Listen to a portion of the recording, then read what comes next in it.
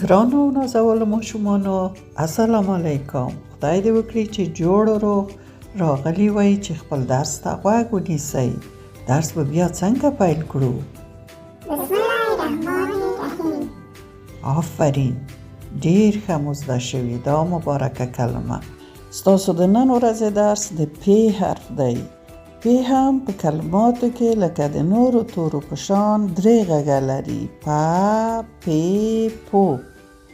لکه پی د پتنګ په کلمه کې، پتنګ په کلمه کې پی د پا غږ کړي، پتنګ، پتنګ. وګورئ څومره ښکلی پتنګ دی. زیړ، شین او سور رنګونه لري.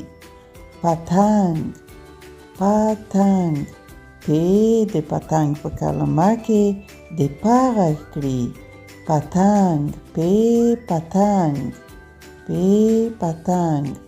او پی د پیزا په کلمه کې د پی غږ کړي، پی پیزا، پی پیزا.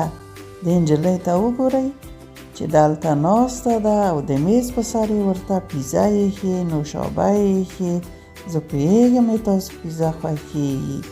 پی پیزا، پی پیزا. او دا وګورئ دلته په دې ویدیو کې څه شی وینئ؟ یو پل وینئ.